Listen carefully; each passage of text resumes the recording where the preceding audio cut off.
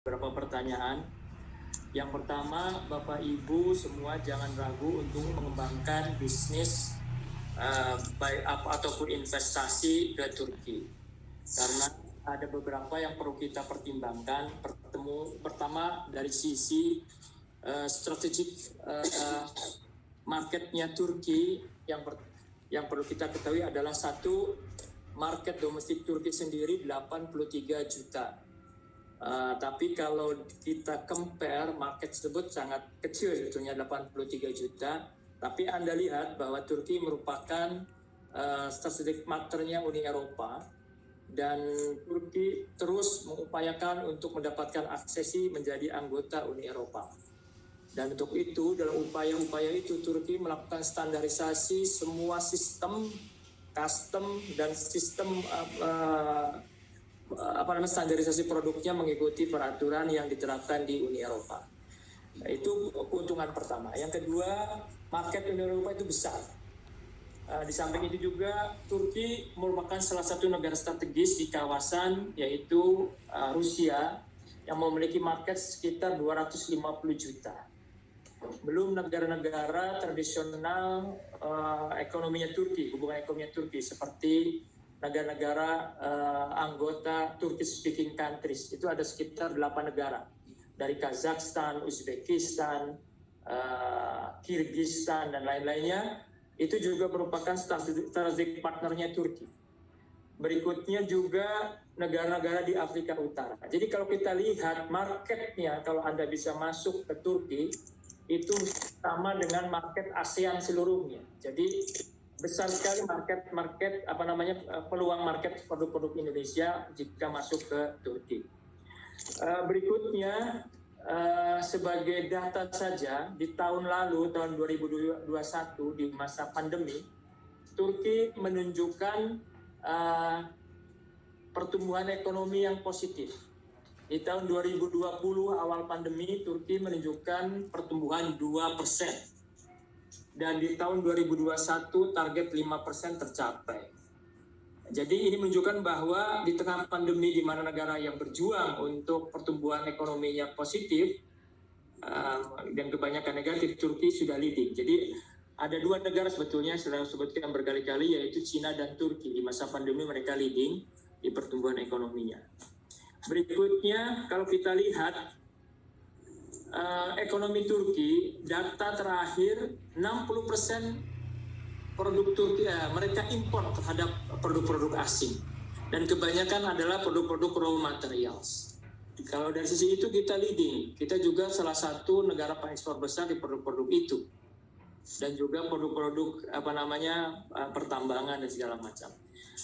Itu juga kesempatan untuk masuk ke Turki sangat besar.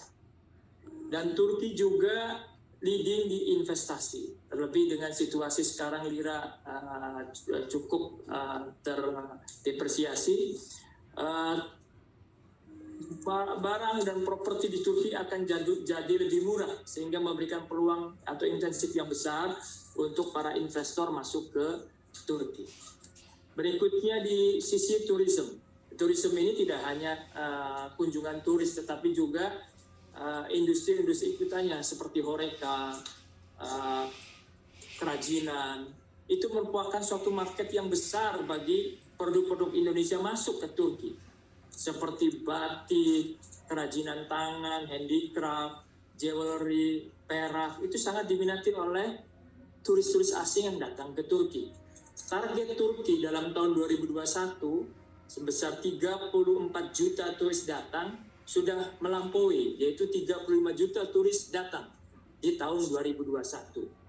Di mana sangat ironi, banyak negara di masa pandemi mengalami industri pariwisata yang terpukul. Turki walaupun dibandingkan pra-pandemi jauh, yaitu ada penurunan sekitar 40%, tapi target-target untuk peningkatan industri pariwisatanya tinggi. Tentu ini memberikan peluang bagi kita untuk masuk ke pasar Turki dan kawasan. Tinggal kita lakukan beberapa hal yang tentunya teman-teman sudah lakukan, seperti promosi, packaging yang bagus, branding produk, itu juga perlu, dan ini kita percaya banyak produk-produk SMEs yang melakukan itu, dan tinggal kita perkuat adalah networking dan channeling. Nah, salah satu webinar yang kita lakukan hari ini adalah untuk menambah channeling dan networking teman-teman, khususnya para pengusaha UMKM. Di sini ada Hepsi Burada. Hepsi Burada merupakan salah satu leading company di Turki, sudah listed di Nasdaq. Dan itu sangat memberi peluangan besar bagi produk-produk EMM kita untuk masuk ke Turki.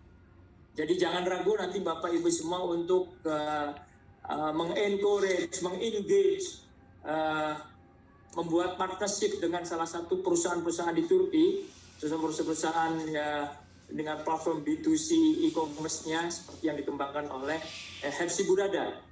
Kami juga perkenalkan salah satu pengusaha yang leading, yang kebetulan merupakan partner dari perusahaan kita, yaitu Pak Asilhan.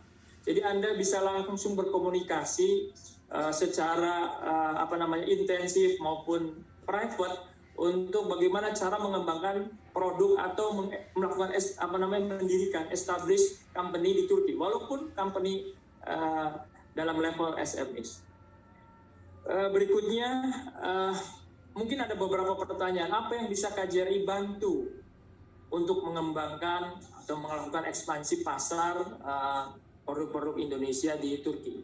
Kami perwakilan RI baik di Ankara maupun di Istanbul tentunya mempunyai suatu kebijakan yang sangat fokus untuk meningkatkan hubungan perdagangan Indonesia dan Turki.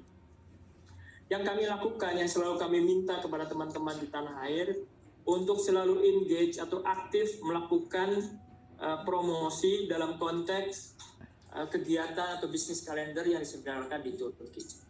Kami memberikan beberapa fasilitas tentunya untuk membantu teman-teman yang akan ikut. Dan untuk mengetahui kegiatan-kegiatan ekonomi apa saja yang akan dilakukan di Turki, teman-teman bisa langsung menghubungi KJRI. Di sini ada Pak Jepri, di sini ada Bu Talita.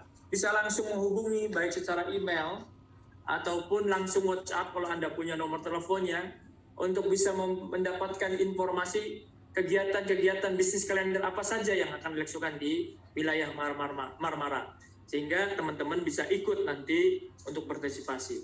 Sebagai contoh saja, di tahun lalu saja 2021 ada 2 event kegiatan, yaitu COVEX dan Odikov dan Craft Expo, menghasilkan purchasing commitment yang tinggi, lebih dari 20 juta US dollar. Dan sekarang di tahun ini sedang dilakukan eksekusinya. Jadi ini sangat bermanfaat sekali untuk pengembangan produk. Yang kedua, jangan lupa juga selalu melakukan market intelligence. Jadi partisipasi Anda untuk ikut sekaligus melakukan market intelligence mengenai karakteristik pasar Turki. Tadi disampaikan oleh Pak Silhan mengenai batik dan kerajinan tangan. Kita beragam, dari mulai batik hingga kerajinan perak dan segala macam pernak-perniknya. Tentunya Anda bisa melakukan selective policy. Kira-kira produk apa sih yang cocok untuk masuk ke market Turki dari keanekaragaman produk-produk handicraft tersebut. Saya kira mungkin itu saja dari saya, tidak akan banyak waktu yang akan saya ambil. Kami persilahkan kepada teman-teman semua untuk terus engage dan partisipasi dalam webinar ini. Terima kasih. Content, if I may add something, Talita. This is actually not adding too much. We share the calendar of event for the expo in Marmara region this year. We will share it again.